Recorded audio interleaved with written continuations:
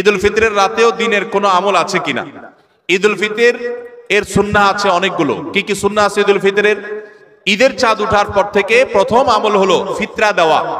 পরিবারের সবার তরফ থেকে গরিব অভাবী লোকদের কাছে আপনার পরিবারে 5 জন হলে 5 জনের পক্ষ থেকে ফিতরা আপনি খাবার পৌঁছে দিবেন গরিবের বাসায়। এটা হলো প্রথম আমল। দ্বিতীয় হলো ঈদের চাঁদ দেখা গেছে তাকবীর শুরু করবেন, আল্লাহু আকবার, আল্লাহু আকবার, লা ইলাহা ইল্লাল্লাহ, আল্লাহু আকবার, আল্লাহু আকবার ওয়ালিল্লাহিল হামদ। বেশি বেশি করে পড়তে থাকবেন। এটা পুরুষ হোক নারী হোক সবাই, পুরুষ একটু জোরে জোরে, মহিলা একটু আস্তে আস্তে। অবশ্য ওইটা ঈদগাহে আসার সময় জোরে জোরে পড়বেন, একইদে জোরে একইদে আস্তে, কিন্তু এমনি স্বাভাবিক অবস্থায় সাধারণ গতিতে পড়বেন নারী পুরুষ সবাই যার যার মতো করে তাকবীর। এবং বিশেষ করে এই তাকবীর এটা জিলহজের প্রথম দশকে পুরো দশক ধরেই পড়তে হয়। যাই হোক, এই ঈদের চাঁদ ওঠার পর থেকে ঈদের নামাজ পড়তে তাকবীর আমরা শেষ করে পড়তে থাকবো। তৃতীয়ত হলো মেসওয়াক করবেন, 4 নম্বর হলো গোসল করবেন ঈদের দিন উপলক্ষে, 5 নম্বর হলো সুন্দর পোশাক পরবেন, যা আছে এর মধ্যে সুন্দর, নতুন হওয়া জরুরি না। 6 নম্বর হলো সুগন্ধি ব্যবহার করবেন। 7 নম্বর হলো আপনার খেজুর খেয়ে তারপরে ঈদগাহে আসবেন, খেজুর খেয়ে মিষ্টি মুখ করে ঈদুল ফিতরে ঈদগাহে আসবেন। এরপরে সুন্নাত হলো যে রাস্তায় ঈদগাহে যাবেন আরেক রাস্তায় ঈদগাহ থেকে ফেরত যাবেন। এগুলো হলো ঈদের সুন্নাহ। শবে কদরের নামাজের নিয়ম কি, কত রাকাত পড়তে হবে একটু জানাবেন। শবে কদরের নামাজের নিয়ম কি? একটু আগে আমরা বলেছি যে শবে কদরের নামাজের আলাদা কোনো নিয়ম নাই। অন্য যে কোনো সময় যে আমরা নফল নামাজ পড়ি ঠিক একই পদ্ধতিতে আমরা শবে কদরে পড়বো, লাইলাতুল কদরেও পড়বো। আমরা বিশেষ করে অনেকে মনে করি লাইলাতুল কদরের প্রথম রাকাতে অমুক সূরা এতবার পড়তে হয়, সূরা ফাতিহার পর দ্বিতীয় রাকাতে তমুক সূরা ততবার পড়তে হয়। এগুলো সবগুলা মানুষের নিজেদের বানানো। কোরআন বা হাদিস এরকম কোন ফরম্যাট শবে কদরের জন্য আলাদা ঠিক করে দেয় নাই।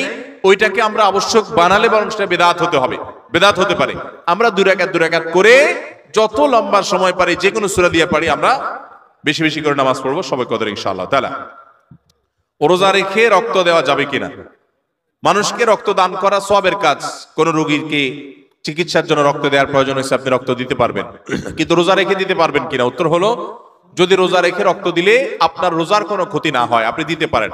রোজার ক্ষতি না হওয়া মানে অনেকে আছেন যে রক্ত দিলে তিনি নিজে দুর্বল হয়ে, তার শরীরে এমনি রক্ত শূন্য, রক্ত দেওয়ার ফলে দুর্বল হয়ে তার রোজাটাও বরং রাখাটা রিস্ক হয়ে যেতে পারে। এরকম যদি হয় কেউ, তাহলে তার জন্য এটা করা উচিত না, জায়েজ না, যেহেতু তার রোজা হুমকির মধ্যে পড়ে যাবে।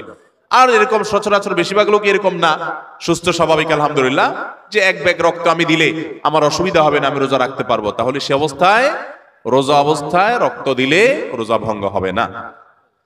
রমজানের শেষ দশকের কোনো আমল আছে কিনা, কি কি আমল করতে পারি?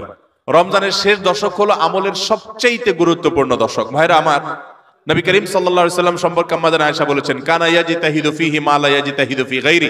রমজানের শেষ 10 দিনে আসলে নবী সাল্লাল্লাহু আলাইহি সাল্লাম ইবাদতের জন্য এত চেষ্টা করতেন, এত মেহনত করতেন, এত সাধনা করতেন, তার জীবনে অন্য কোন সময় ইবাদতের জন্য এত সাধনা করতেন না শেষ 10 দিন ইবাদতের জন্য যেরকম সাধনা করতেন। এবং আম্মা জান আয়েশা বর্ণিত হাদিসে আরো বলেছেন তিনি, নবী করিম সাল্লাল্লাহু আলাইহি সাল্লাম কানা ইদা দাখালাল আশার, রমজানের শেষ 10 দিন যখন শুরু হতো, আহিয়া লাইলা, সারা রাত আর ঘুমাতেন না, শেষ দশক কখনো ঘুমাতেন না। ওয়া আইকাদা আহলা, পরিবারের লোকদেরকে ঘুম থেকে ডেকে তুলতেন।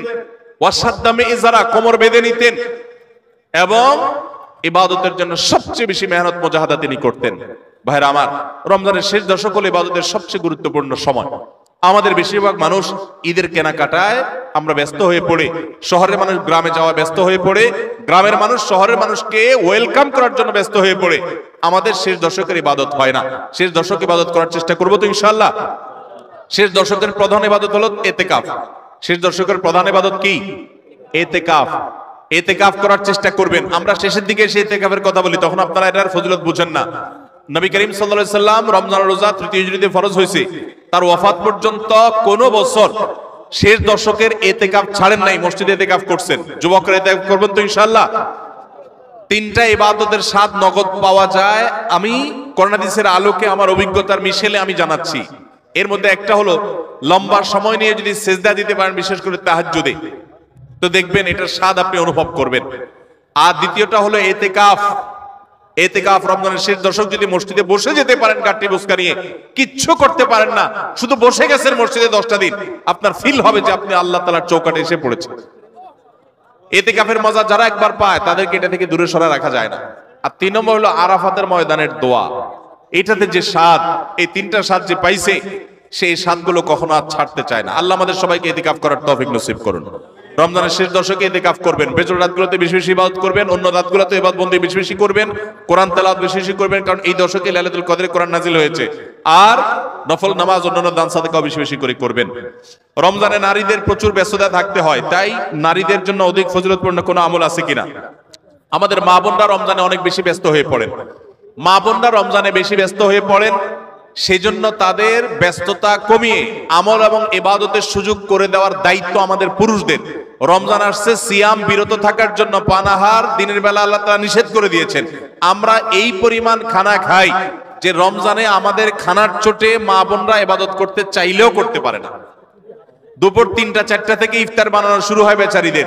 আমরা মাগরিবের সময় খাই, মাগরিবের পরেও তাদের কাজ করা লাগে।